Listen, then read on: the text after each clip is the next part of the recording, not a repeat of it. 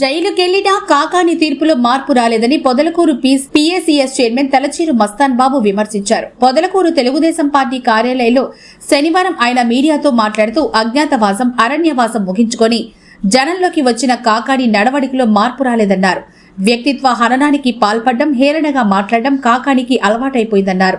సర్వేపల్లి ప్రజలు ఒక పక్క చీదరించుకుంటున్నా అతని తీరులో మార్పు కనిపించడం లేదని అన్నారు. జిల్లాలో యూరియా పుష్కలంగా అందుబాటులో ఉందని, పంటలు కోత కోసే సమయంలో యూరియా అవసరం రైతుకు ఏముందని అంత మాత్రం కూడా కాకానికి తెలియదని ప్రశ్నించారు.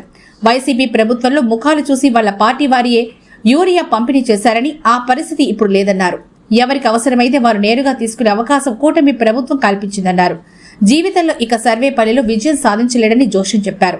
ఈ సమావేశంలో పట్టణ టీడీపీ అధ్యక్షుడు Boddulur Mallikarjunayudu, AMC chairman, vice chairman Vempulur Aruna, Telugu Mahila మండల అధ్యక్షురాలు ఆదాల సుగుణమ్మ తదితరులు పాల్గొన్నారు.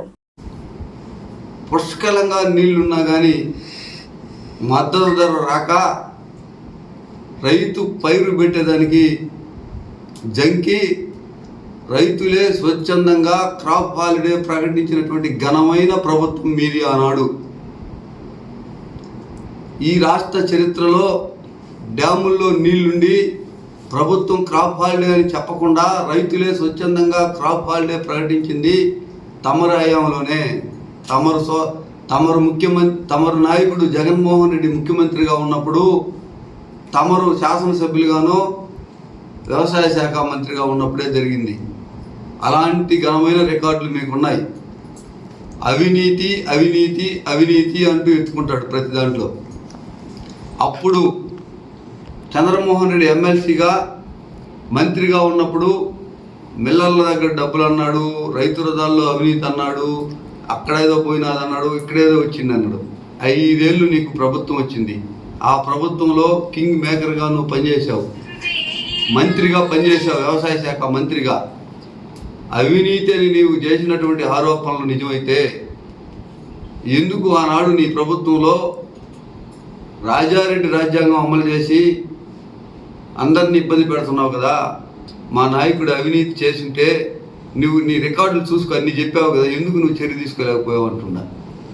నీవు అవినీతి చేసావని మేము చెప్పాము. ఇప్పుడు కాదు, మా ప్రభుత్వం వచ్చిన తర్వాత నీ అవినీతి అక్రమాలు బయట పెట్టి జైలుకి పంపించావనేదే కాదు, నీ ప్రభుత్వం ఉన్నప్పుడే, నీవు శాసనసభ్యులుగా మంత్రిగా ఉన్నప్పుడే మేము అవినీతిపై ఆరోపణలు చేసి ఆనాడు పొదలకూరు తహసీల్దార్గా ఉన్న స్వాతిని నీ ప్రభుత్వంలోనే సస్పెండ్ చేశాం. నీ ప్రభుత్వంలోనే అక్కడ ఉన్నటువంటి ఎస్ఐల్ని, అప్పుడు ఉన్నటువంటి అధికారుల్ని నీ చేతే సస్పెండ్ చేయించే విధంగా మేము ఆనాడు ఉద్యమం చేశాం. నీ ప్రభుత్వంలోనే అవినీతిని మేము బయట పెట్టాం. మీరు చేసినటువంటి అవినీతి అక్రమాలు ఊరికే పోలా, నిన్ను జైలుకి పంపించాయి. అదేవిధంగా 2014లో చంద్రమోహన్ రెడ్డి మీద 50,000 మెజార్టీ కన్నా తక్కువ నేను గెలిస్తే ఎమ్మెల్యే పదవికి రాజీనామా చేస్తానన్నారు. మీరు ఆనాడు ఎంత మెజారిటీతో గెలిచారు? రాజీనామా చేశారా? మాట మీద నిలబడ్డారా అని నేను అడుగుతున్నా. మళ్ళీ ఎన్నికల్లో చంద్రమోహన్ రెడ్డి ఈ రాష్ట్రంలో చంద్రమోహన్ రెడ్డి గెలిస్తే నేను రాజకీయాల నుంచి తప్పుకుంటానన్నావు. చంద్రమోహన్ రెడ్డి గెలిచి చూపించాడు, నువ్వు మాత్రం మాట మీద నిలబడలేదు, రాజకీయాల నుంచి తప్పుకోలేదు. ఈరోజు అంటున్నావు సిబిఐ ఎంక్వైరీ చేద్దాం, సిబిఐ ఎంక్వైరీలో నేను తేలితే నేను రాజకీయాల నుంచి విరమించుకుంటున్నాను, లేదని మీరు విరమించుకోమంటున్నారు. అలాంటి అనేక సార్లు మీరు ఇలాంటివి చెప్పటం వరకే మీరు పరిమితమైన మీ మాటకి ఈరోజు క్రెడిబిలిటీ లేదనే విషయం తెలియజేసుకుంటూ, ఇంకో విషయం, మీరు మీ ప్రభుత్వంలో ధాన్యం కొనుగోలు కేంద్రాలని 1 సంవత్సరం పెట్టారు. 5 ఏళ్లలో తీసుకున్నటువంటి ధాన్యానికి 6 నెలలకు రైతులకు డబ్బులు ఇచ్చారు. రెండో పంటకి, మొదటి పంట వడ్లు సేకరించి రెండో పంట కటింగ్కి వచ్చినప్పుడు మొదటి పంట డబ్బులు ఇచ్చినటువంటి ఘనమైన ప్రభుత్వం చరిత్ర మీది. అప్పటి నుంచి ఇప్పటికి కూడా ఆ హమాలీ కూలీలు కానీ, మొత్తం అక్కడ లారీ బాడుగులు కానీ ఈ రోజుకి రైతులకి చెల్లించలేదు. 43 కోట్లు సివిల్ సప్లైలో నీ ప్రభుత్వం, నువ్వు వ్యవసాయ శాఖ మంత్రిగా ఉన్నప్పుడు అవినీతి జరిగిందని అనేక మందిని సస్పెండ్ చేశారు. నీ నీ నీ నువ్వు మంత్రిగా ఉన్నప్పుడే అవినీతి జరిగిందని, నువ్వు మంత్రిగా ఉన్నప్పుడే సస్పెండ్ చేయడం జరిగిందనే విషయం ఒకసారి గుర్తు చేసుకోమని చెప్తా ఉన్నా.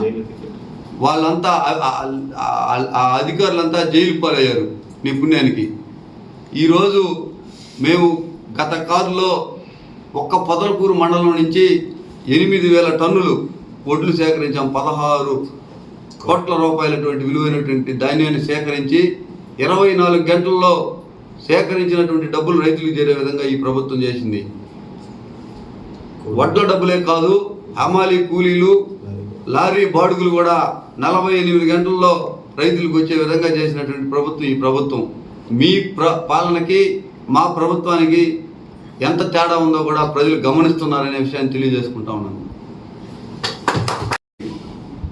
ఈయన వరి నారులు పోసేటప్పుడు అజ్ఞాతవాసంలోకి వెళ్ళిపోయాడు, వరి నాటేటప్పుడు అరణ్యవాసం జైలుకి వెళ్ళాడు, వరి కోసేటప్పుడు ప్రజల్లోకి వచ్చాడు. పాపం జైల్లో కూర్చొని ఆలోచించి ముందు వెనక ముందు మాట్లాడుతున్నట్టున్నాడు. ఈరోజు వరి కోతలు వస్తుంటే యూరియా లేదని ధర్నా చేస్తానంటాడు. ఈరోజు నెల్లూరు జిల్లాలో వరి కోతలు జరుగుతున్నాయి, ఎవరికి యూరియా అవసరం లేదు. అవసరం ఉన్నా పుష్కలంగా యూరియా వస్తుంది. 600-700 యూరియా బస్తా అమ్ముతున్నారు, అక్రమంగా దోసుకుంటున్నారు అంటున్నారు. అబద్ధం చెప్పిందే చెప్పి అది నిజమని నమ్మించాలనుకుంటున్నావు నువ్వు.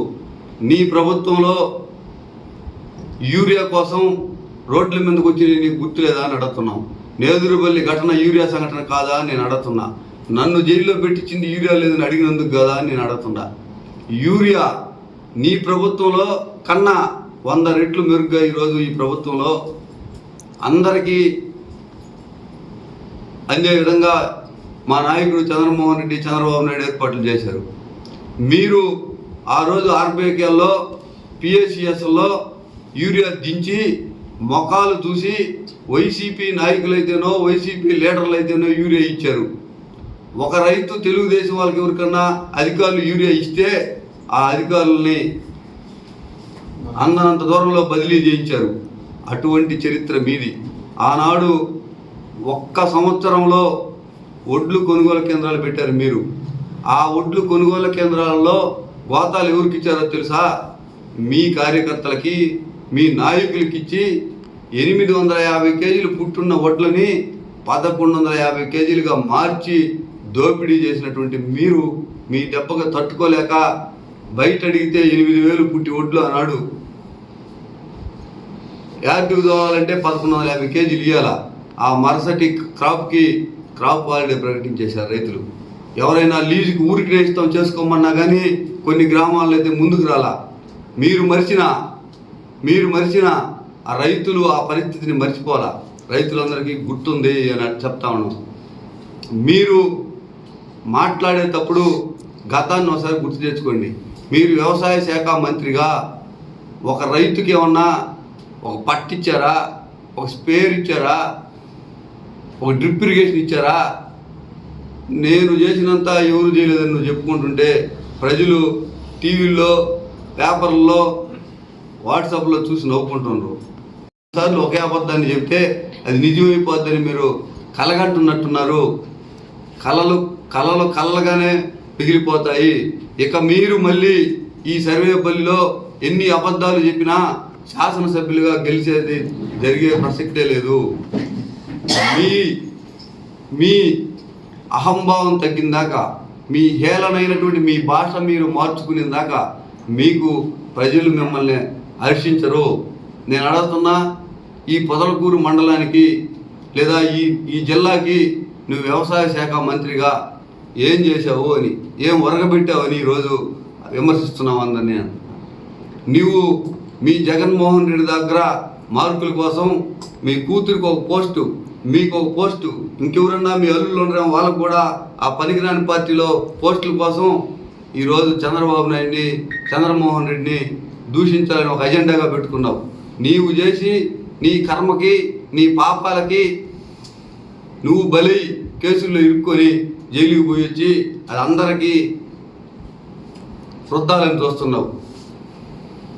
పొదలకూరు పోలీస్ స్టేషన్లో నాకు తెలిసి మొత్తం పొదలకూరు మండలంలో 30 పంచాయతీల్లో ప్రతి పంచాయతీ ఒక 4-5 పంచాయతీలు లేవేమో కానీ అన్ని పంచాయతీల్లో నీ జీవానికి 307 SC ST కేసులు లేని గ్రామ నాయకులే లేరు మా తెలుగుదేశం. ఆ కుటుంబాల ఉసురు మీకు తగిలిందనే విషయం నేను చెప్తున్నాను. ఇకనైనా మంచిగా ప్రజా ఉద్యమంలోకి వచ్చి నిజాయితీగా మాట్లాడండి. మేము ఆనాడు పొదలకూరులో రెవెన్యూ వ్యవస్థలో అవినీతి జరుగుతుందని మా నాయకుడు చెప్పాడు. మేము చెప్పాం, మీ ప్రభుత్వంలో మీ అధికారుల చేత సస్పెండ్ అయ్యేదాకా మేము వదులుకోవాలా. అది నిజాయితీగా నిరూపించాలా. ఊరికే అప్పుడు ప్రభుత్వంలో అట్లా అన్నావు, మళ్ళీ ఇప్పుడు ప్రభుత్వం వచ్చింది, మా నాయకుడిని మా యువ నాయకుడు రాజగోపాల్ రెడ్డిని ఎత్తుకున్నాడు. అక్కడ తినేసినారు, ఇక్కడ తినేసినారు, అక్కడ తినేసినారు. అప్పుడు అట్టే చెప్పారు. ప్రజలు గమనిస్తున్నారు, గమనించండి. గోవర్ధన్ రెడ్డికి అధికారం పోతే చంద్రమోహన్ రెడ్డి కొడుకు భయం పట్టుకుంటుంది. నువ్వు చెప్పావు, ఇప్పుడు ఏదో ప్రమాణకాలు అంటున్నాడు. ఇటీవల కాలం ఒక వారం రోజుల నుంచి మాజీ మంత్రివర్యులు మాజీ శాసనసభ్యులు కాకర గోవర్ధన్ రెడ్డి గారు ఆయన అరణ్యవాసం అజ్ఞాతవాసం పూర్తి చేసుకొని ప్రజల్లోకి రావడం జరిగింది. నేను అనుకున్నాను ఆయన అక్కడ జ్ఞానోదయమై వచ్చిన తర్వాత కనీసం నిజాలు నిజాయితీగా మానవతావాదంతో మాట్లాడతాడు అనుకున్నా. కానీ ఆయన ఇటీవల కాలం మేమందరం గమనిస్తుంటే ఆయన ప్రవర్తనలో ఎలాంటి మార్పు రాలేదు. హేళనగా మాట్లాడటం, నాయకులను కించపరచటం, అతని ఓటమికి కారణం గతంలో అయ్యే కారణాలనే విషయాన్ని ఆయన గమనించలేకపోవటం విచారకరం.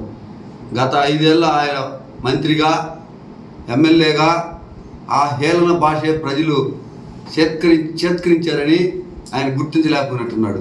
మళ్ళీ మొదలెట్టాడు. ఫ్యాన్ వేస్తే ఎగిరిపోతారు, బక్కగా ఉన్నారు, లావుగా ఉన్నారు. వ్యక్తిగత హనన చేయటం మాకు చేతవు. తినిందంతా పాపం వంట పడుతుందంట ఆయనకి, అందుకని లావెక్కారంట. ఒక విషయం తెలీదో తినిందంతా వంట పెడితే కొవ్వు తీపించుకునే అవసరం లే. అది శరీరంలో ఉంటే అప్పుడు వంట పట్టినట్టు. మళ్ళీ హాస్పిటల్కి ఎక్కి లక్షలు కోట్లు ఖర్చు పెట్టి మనం కొవ్వు తీసుకుంటున్నాం అంటే మనకు వంట పట్టినట్టు కాదు. దాని అర్థం శరీరానికి అది ఎక్కువగా అవుతుందని. మీకు మీ నాయకులకి అంతా మీరు అన్నట్టే తినటం కానీ అవినీతి సొమ్ము అరిగించుకోవటం కూడా మీరే తిట్టాలు. మా నాయకులకి మాకు మితాహారం తినటం, ధర్మంగా పోవటం మాకు తెలుసు. మీరు ఈరోజు రైతుల గురించి మాట్లాడుతున్నారు.